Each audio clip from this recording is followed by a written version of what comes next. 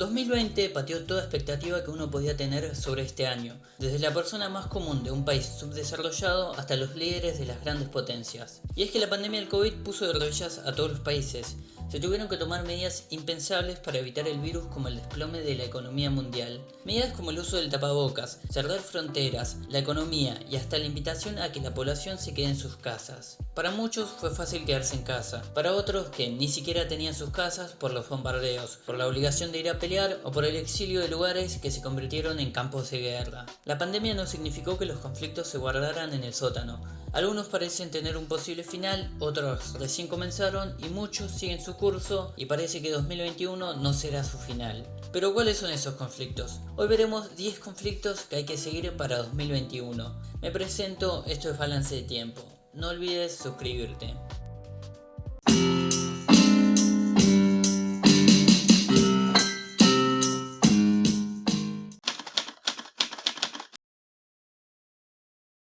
El país ha luchado por reconstruir las instituciones públicas desde el derrocamiento y muerte del ex dictador Muammar Gaddafi en octubre del 2011 en medio de las protestas árabes. Los nuevos actores no pudieron establecer un gobierno unificado, pasando a una guerra civil en 2014 donde cada coalición, la Cámara de Representantes y el Gobierno del Acuerdo Nacional, ha creado instituciones de gobierno en su territorio controlado. La influencia externa sigue siendo determinante en los intereses para los dos bandos que luchan por la legitimidad completa. Turquía, Egipto, Emiratos Árabes, Rusia, la Unión Europea y Estados Unidos intentando poner un aliado sigue siendo un problema para la pacificación que lleva intentando la ONU. En octubre del 2020 se logró después de tanto un alto al fuego definitivo y elecciones en marzo. Si bien la lucha parece poco probable para 2021, todo dependerá de los sucesos que vayan apareciendo en un clima calmo pero en constante tercidad. El conflicto tomó desprevenido a toda la comunidad internacional, que no pudieron entender que dos países estaban en guerra en septiembre de este año. El conflicto data desde 1988 en la desintegración soviética. En 1991 comenzaría la guerra cuando los armenios de Karabaj exigieron que pasen a formar parte de Armenia y no de Azerbaiyán. El alto al fuego se dio en 1994 por Rusia, pero con victoria armenia. En 2020 el alto al fuego se dio en noviembre, aunque la victoria fue de Azerbaiyán, y el sentimiento de revanchismo puede seguir latente, siendo una preocupación para un área donde el uso de armas para los conflictos es común.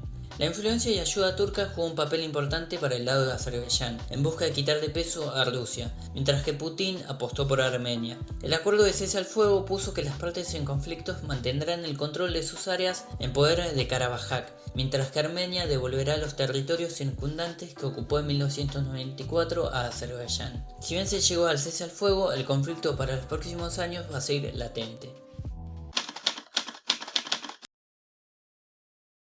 El 4 de noviembre, las fuerzas federales etíopes comenzaron un asalto en la región de Tigray después de un ataque mortal y la toma de unidades militares federales en la región. Para finales de noviembre, el ejército ya había entrado en la capital de Tigrayán, pero los jefes del Frente de Liberación Popular abandonarían la ciudad. Un conflicto relativamente nuevo y sin mucha información dado el apagón mediático que hubo en el país, como también el problema que sigue en curso. Un conflicto por ver quién tiene la autoridad. En 2018 llegó el primer ministro Abiy Ahmed, después de protestas hacia la coalición gobernante instalada desde 1991 y que dominaba el TPLF. Su mandato se ve marcado por la lucha entre los líderes de Tigray, que pierden influencia, y Abiy, que busca centralizar la autoridad nacional. Un conflicto a tener en cuenta, aunque la escasa información verídica hace difícil de seguir el conflicto.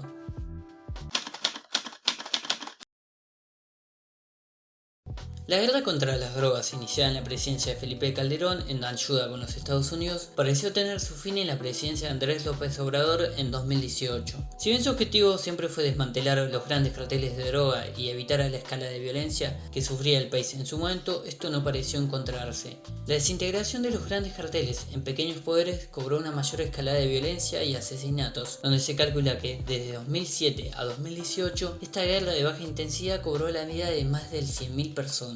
Si bien parece que el conflicto pudo haber terminado para algunos, para la mayoría todavía se vive y para otros siguen viendo como autoridades ilegales se imponen contra un gobierno hackeado, como lo que pasó en la captura del hijo del Chapo Guzmán. 2021 parece que los conflictos entre gobiernos y drogas y carteles contra otros carteles no va a encontrarse una solución a la violencia y muertes que asola al país mexicano.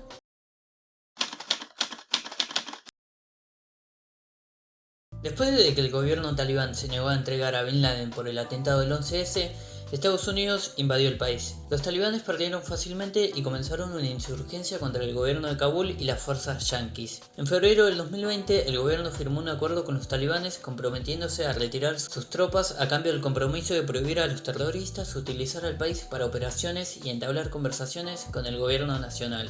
Mayo del 2021 es la fecha límite establecida para la retirada militar completa, pero si bien Trump prometió reducir a 2.500, número difícil de cumplir, el destino del país depende de los talibanes, de la voluntad de comprometerse de Kabul y también de lo que quiera hacer la nueva administración de Biden. Ya ha dicho que prefiere mantener a las fuerzas, aunque el proceso de paz potencialmente exitoso pueda hacerlo de cambiar de opinión. La presencia prolongada puede hacer que los talibanes abandonen las conversaciones e intensificar los ataques terroristas. 2021 marca el año en que Afganistán puede tener su mejor oportunidad de paz en una generación. A casi 2 años de que la oposición venezolana, con apoyo de la mayoría de los países, proclamaran a Juan Guaidó presidente interino de Venezuela en busca de que Maduro finalmente desaparezca. A 2021 ese sueño parece cada vez más lejos. El intento de Estados Unidos de máxima presión no se tradujo en el fin de Maduro. Contrariamente, parecería que salió más fuerte en las esferas militares y en los apoyos internacionales como China, Rusia e Irán. El boicot exitoso de las elecciones de diciembre, si bien demostraron a un gobierno que perdió un apoyo popular espectacular, sigue manteniéndose en el poder con una oposición débil, dividida y con escaso apoyo en la Asamblea Nacional, mientras la población sufre el empobrecimiento en todos los sentidos y la huida de más de 5 millones de venezolanos por todo el continente.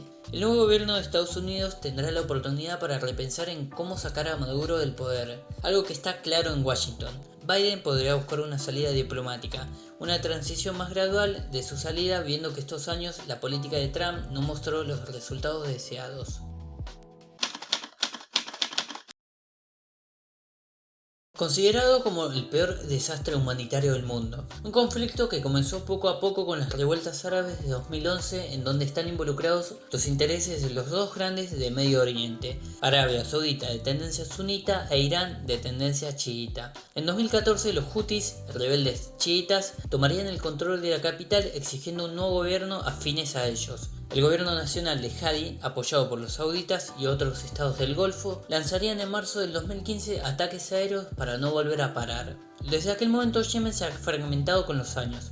Los hutis y el gobierno ya no tienen el privilegio de decidir sobre lo que va a pasar en su territorio. Los intereses árabes e iraníes están al pie del día y sin ellos el conflicto va a seguir por más que la ONU intente hacer esfuerzos. El 2021 parece ser otro año sombrío para los yemeníes. Con la guerra prolongada, la propagación de enfermedades y hambrunas, las perspectivas de un fin se evaporan y millones de personas van a sufrir las consecuencias de un conflicto que ni siquiera depende de los actores nacionales. En enero del 2020, con el asesinato de Qasem Soleimani por parte de fuerzas estadounidenses, llegó a una escalada de tensión alta. Si bien la respuesta fue limitada por parte de Irán, ninguno apostó por subir la temperatura. Aunque desde la presidencia de Trump se apostó por una política de máxima presión hacia el país, saliéndose del acuerdo nuclear de 2015, imponiendo sanciones, entre otras cosas que llevó a que Irán siga desarrollándose nuclearmente. La muerte de un científico iraní avivó más las ambiciones del país por las armas nucleares. El 2021 toca ver cómo la nueva administración manejará la situación del país iraní. De parte de ellos, prometieron que la muerte de su general no será en vano, y su influencia en distintos puntos de Medio Oriente y el norte de África, con sus grupos radicalizados como Hezbollah, sigue poniendo en peligro la seguridad de muchos países.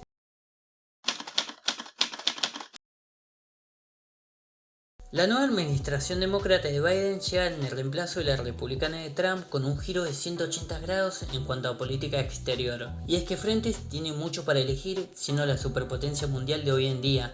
Las relaciones con Rusia, los soldados de Afganistán, la guerra comercial con China, las relaciones con Corea del Norte, la crisis de Venezuela, Cuba, las alianzas con los países del sudeste asiático, Medio Oriente, la India, la Unión Europea. Y estos son ejemplos de cómo las relaciones con Biden pueden llegar a dar un giro y tomar otra posición en cuanto a la respuesta. Hablar específicamente sobre cada conflicto sería como para un video solamente. Me limito a mencionarlos y cada uno está invitado a indagar sobre ellos. Sin duda, los cambios entre demócratas y republicanos siempre generan expectativas para cualquier parte del mundo. Mucho más ahora entre Trump y Biden.